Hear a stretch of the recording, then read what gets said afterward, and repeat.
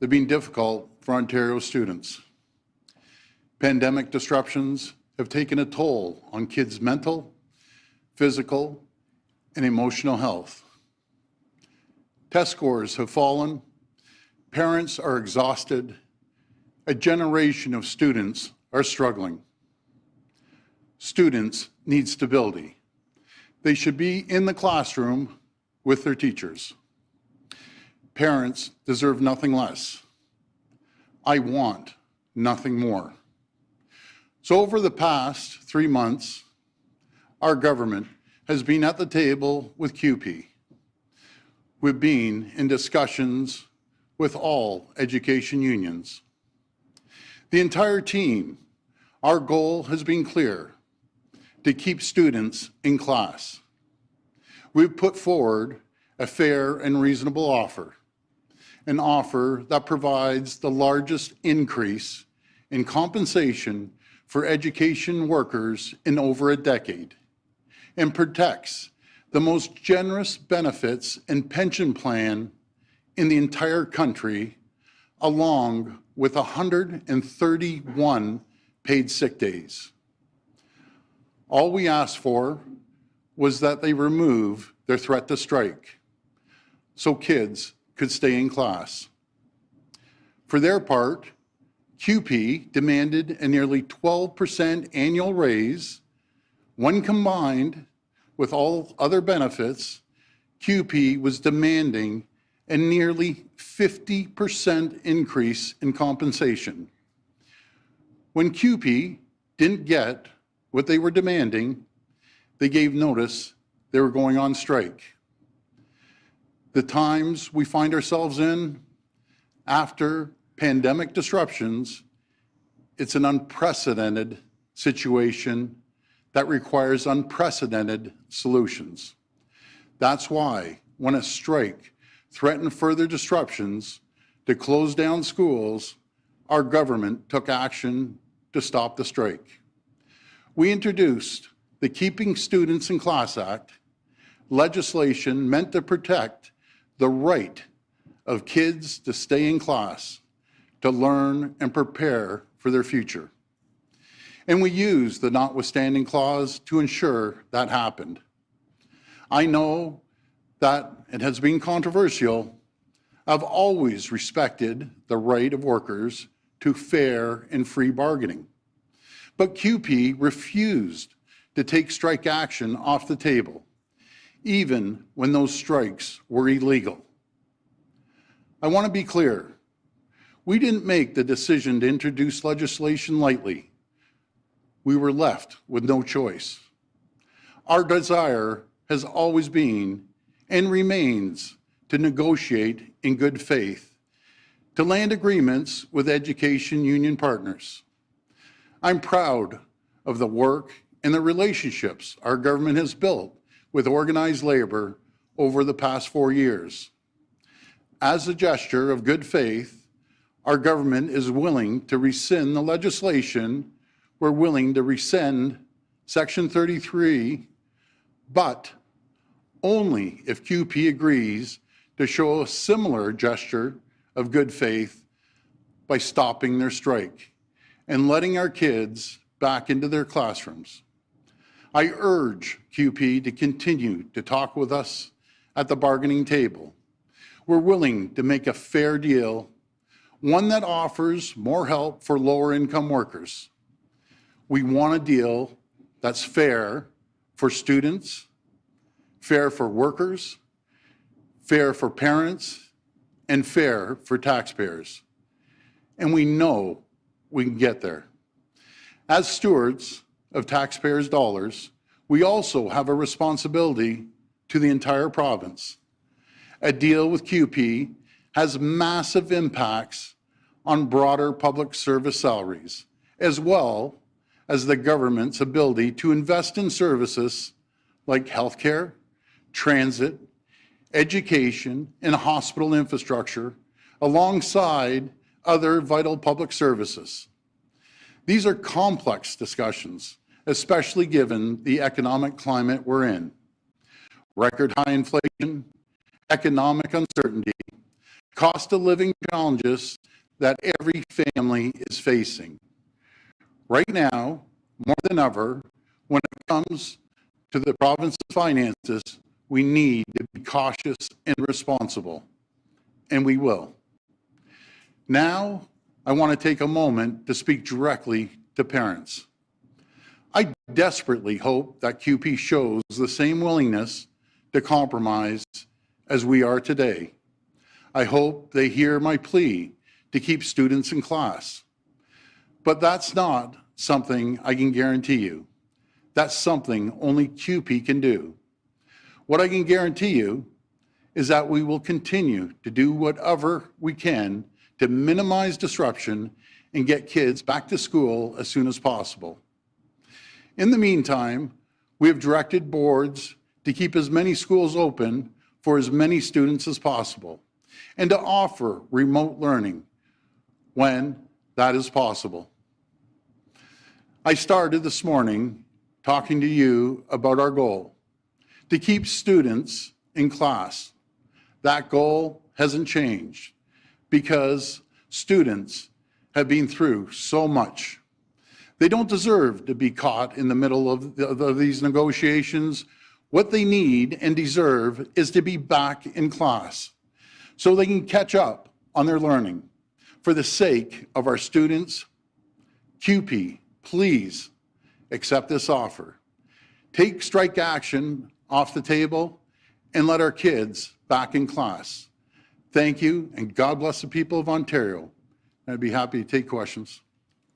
We'll now take questions one at a time from the microphone. If we could form a line behind me, it'll be one question and one follow-up per reporter. Hi, Premier. Is this an admission that the government went too far by invoking Section 33 and that maybe that escalated it? Or is this a situation that CUPE escalated things and then you escalated things and then now we're at the stalemate, so you want to turn the temperature down? Well, we just want CUPE to be at the table. They walked away from the table. We had no option but to use Section 33 to keep the kids in the classroom. That's my only priority right now, is to make sure the kids are in the classroom after almost 2.5 years of disruption on their physical, mental, and emotional health. They want to be with their friends in the classroom learning. I hear it every single day from kids. I hear it from parents. We need the kids back in classroom. We will negotiate fairly, but it's up to CUPE. They're the only ones that can do this. Now, Premier, the CUPE has said that the lowest income workers, those earning less than $43,000 a year, can't make ends meet on the 2.5% offer. You mentioned in your remarks that you have concern about those low income workers. Are you willing to give a higher wage settlement to those lowest income workers affected? Well, I'm willing to help the lower income people, the part-timers that work 194 days a year. Yeah, I'm always for helping the little guy, little gal. You know, I think I'm pretty easygoing, to be very frank. You know, I've been flexible. I think with union negotiations, we're at 98%. I want to help them, but we can't help them unless CUPE comes back to the table. It's absolutely critical. You just don't get up and walk away from the table when you're in the middle of negotiating. And I feel we can strike a deal, but they need to come back. They're the only ones that have the ability to have the kids back in the classroom. I'm willing to put a little water in my wine. I've never been shy to do that, but they need to do the same thing. It's not a one-way street here. Morning, Premier. Liam Casey with the Canadian Press. Good morning. What if CUPE says no to your offer this morning? How does this end? You know something? We're going to keep working to get the kids in the classroom. That's my #1 priority, to make sure that they can go and learn. My heart breaks for the parents that are running around that don't have daycare. I was talking to a grandfather last night that 4 of his grandchildren were dropped off at their home. And he said, I love my grandchildren, but these kids need to be back in the classroom. Looking back at last week, do you wish you had handled anything differently, considering where we are right now with nobody in school? Absolutely not. They're the ones who called the strike. They're the ones who walked away from the negotiating table. We're very flexible. It's amazing that we can get deals with 98% of other unions, but we can't with CUPE. Why? We're willing to sit down. I'm willing to rescind Section 33, but they have to go into the classroom. That's the deal. They have to go in, and only CUPE can do that. Hi, Premier. Jeff Gray from the Globe and Mail. Have you been hearing from business leaders, particularly in the construction industry, who were expressing concerns to you about the possibility of wider labor disruption, did they urge you to try and get back to the table and make a deal with CUPE? I think every union I've talked to, and we have a great relationship with the private sector unions, you know, they want to make sure that their parents of the kids that are going to school can show up to the construction site. Because if CUPE continues to strike, then these parents won't be able to go to the construction sites. And that goes for people right across the province. You know, you can't disrupt and hold captive the whole province. They need to go back to the classroom. Simple. Will you pledge not to use Section 33 again in a labor dispute? Well, what we need to do is make sure, I'm not going to answer hypothetical questions, we have to make sure CUPE goes back into the classroom to teach the kids. I don't like using Section 33. Everyone knows I don't like it. But when you're left with no option, when CUPE comes to you and says, I want a 50% increase, which is absolutely ridiculous anywhere in this country, and by the way, if you don't give me 50%, I'm going to go out on strike, and I'm going to disrupt classes across this province. I'm going to disrupt over 1 million families and students that have been struggling over 2.5 years. We see it in their test scores. We see it right across the board. The kids need to get back into the classroom. It's very simple, and they have the levers to make that happen right now. I don't have the levers to make it happen. I, again, am offering to rescind Section 33, but only if they go back into the classroom. Let's get back to the table, and let's negotiate a fair deal. And I'm very flexible with that. Hey, good morning, Premier Colin DeMello with Global News. I'm going to marry a couple of issues here. So 4 years ago, you told the province that you were not going to touch the Greenbelt. 4 years later, we now know that you are going to reopen the Greenbelt. So for all of those CUPE education workers who are looking at your promises and what you say and whether you follow through on them, why should they actually believe you that you're going to pull that legislation back? Well, Colin, first of all, thank you for the question. We're in an unprecedented time when it comes to housing. We have a housing crisis today that we didn't have 4 years ago. The federal government announced they're going to bring 500,000 new Canadians, immigrants, to this country. And I welcome it. I'm out here all the time saying we need more people because we created the environment and the climate for our province to be moving forward and growing in the economy, unlike a lot of regions around the world. And since we've done that, we need 385,000 people to fill the jobs. And out of the 500,000 people showing up to Canada, we know, even though we're 40% or close to 40% of the population, 60% of those new Canadians, 300,000, are going to show up to Toronto and the GTA in the Greater Ontario area. Where are we going to put 300,000 people a year? Almost 1 million people in 3 years because of the inaction of previous governments that didn't want to take the bold steps to get housing built. We are going to make sure we get housing built. This is a credibility question, though, Premier. The people of Ontario want to know if they can actually believe what you say just before an election you're actually going to follow through on. A lot of labor unions, as an example, are revolting against you. The 8 that supported you in the last election are now calling on you to withdraw Bill 28. So this is a credibility question. Why should the unions out there who are protesting actually believe what you say? Do you know why they should believe it, Colin?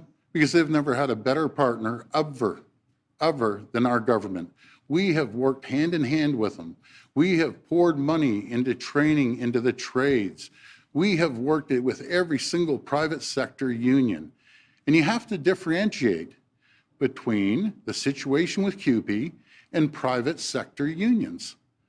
And there may be a couple things we may disagree on, but I'll tell you one thing, 95% of the things we agree on. Making sure their workers have good paying jobs to work, making sure they're able to build the new hospitals, the $40 billion and 50 sites that we're building right now, making sure that they're able to go in and build long-term care homes, building the 413 and the Bradford bypass, building the largest expansion of subway systems in North America, the $30 billion, and making sure that they're able to build schools. And I'll just remind people, under the Liberal regime, these same workers got a 0% increase in 2012, 0% in 2015.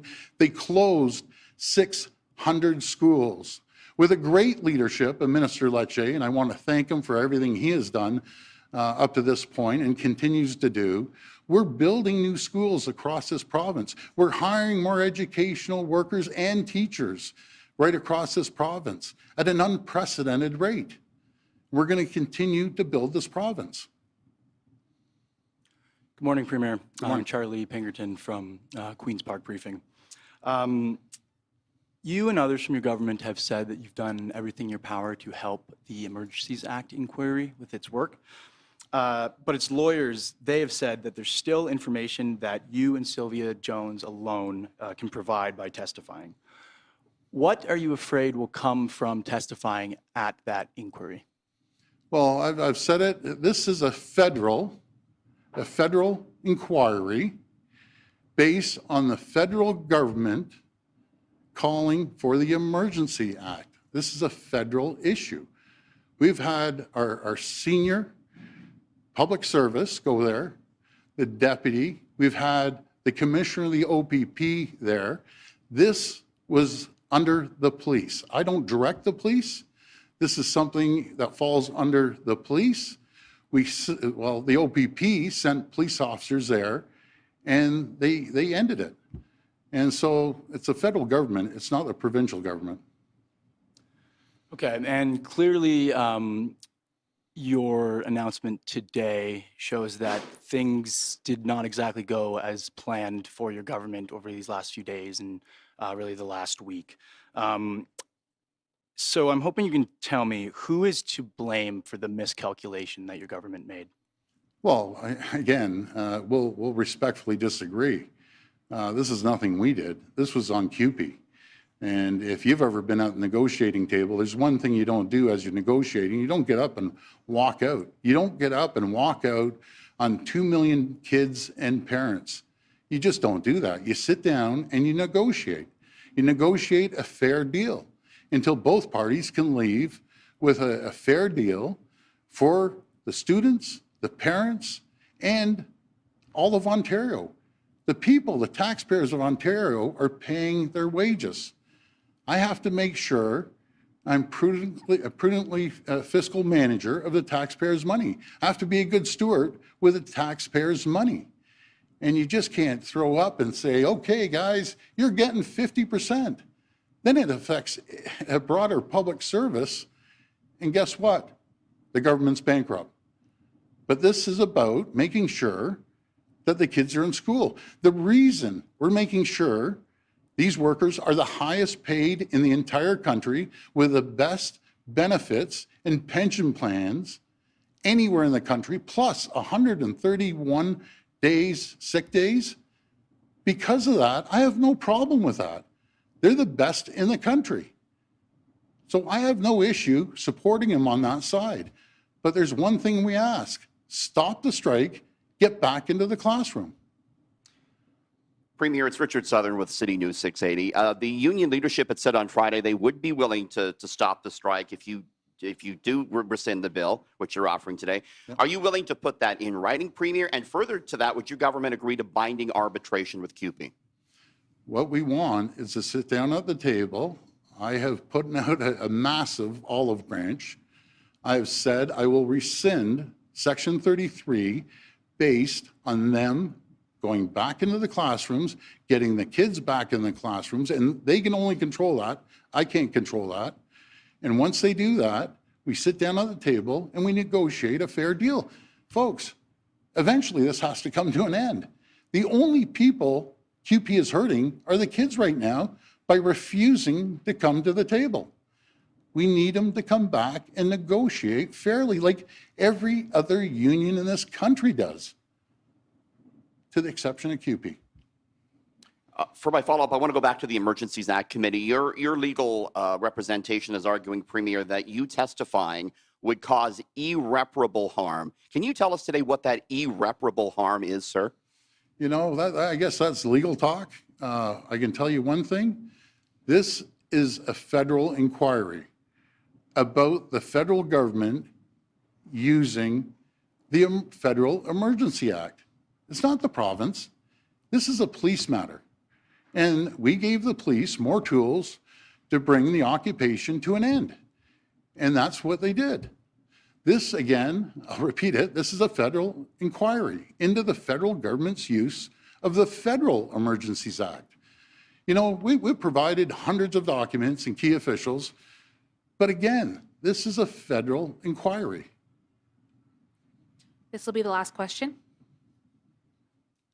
Morning, Premier. Antonella Artuso from the Toronto Sun.